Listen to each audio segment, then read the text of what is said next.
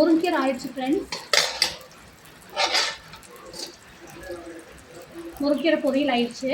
அதை வணக்கி எடுத்து வச்சுருக்குறாங்க. அது கூட வெள்ளங்க பார்த்தீங்கன்னா வணங்கி இருக்குது. நல்லா கொஞ்சம் வணங்கட்டும். வணங்கிட்டப்போ எடுத்து வச்சுக்கலாம். நல்லா பொரியுங்க.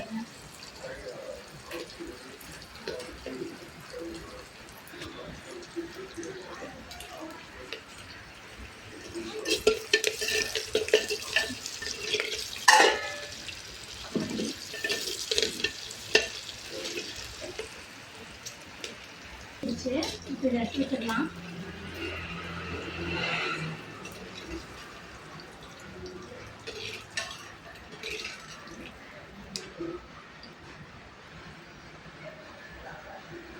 இது கூட சின்ன வெங்காயம் போட்டுருங்க. சின்ன வெங்காயம் ஒரு 3 பச்சை மிளகாய்,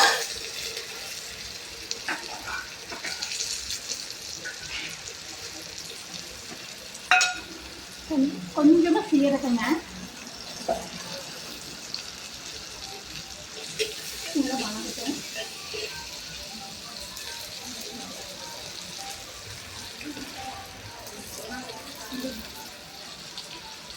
ஒரு கொத்து கருவேப்பிலை நல்லா வணங்கிட்டோம்.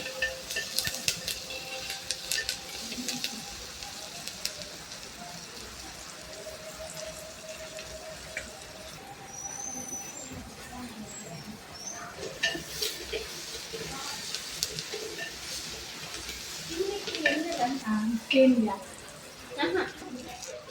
ஃப்ரெண்ட்ஸ், இப்போ வணங்கிடுச்சு. வெண்டைக்காய் போடுறேன்.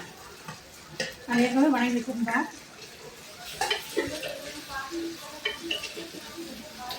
வணங்கினதுக்கப்புறமா இதை அரைச்சி வச்சுருக்குறேங்க மோர் குழம்புக்கு. பார்த்தீங்கன்னா இதில் பூண்டு சீரகம், 1 ஸ்பூன் துவரம் பருப்புங்க, 2 வரமிளகா இதெல்லாம் போட்டு அரைச்சி வச்சுருக்கிறேன்.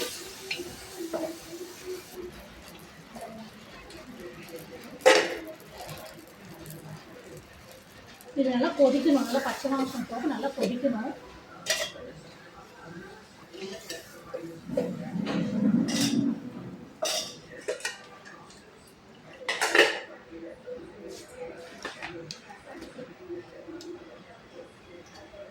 நல்லா பச்சை வாசனை போகும். நல்லா கொஞ்சம் கொதிச்சு இதாகணும் ஃப்ரெண்ட்ஸ். இல்லை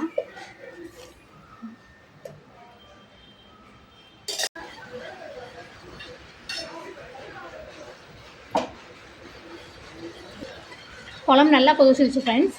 இப்போ பார்த்தீங்கன்னா தயிர் வந்து அப்படியே அடிச்சு வச்சுருக்கோம் கொஞ்சம் கெட்டியாக. இதை அப்படியே ஊற்றிடலாம்.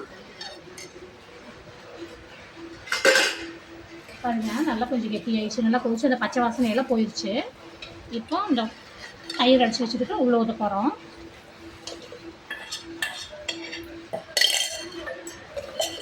இப்போ சூப்பரான மோர் குழம்பு ஆயிடுச்சு ஃப்ரெண்ட்ஸ்.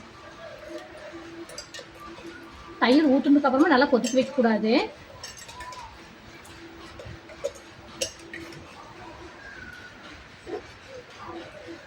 உப்பு போட்டுடலாம்.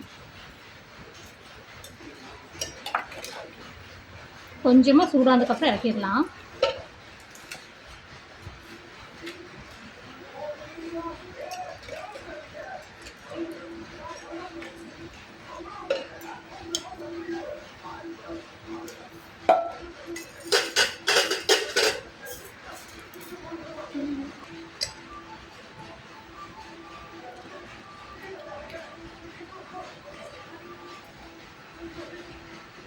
எடுத்துக்கலாம். ரொம்ப கொதிக்க விடக்கூடாது. ஏன்னா மோர் குழம்புக்கு தயிர் சூற ஒரு மாதிரி திரி ஆகிடும்.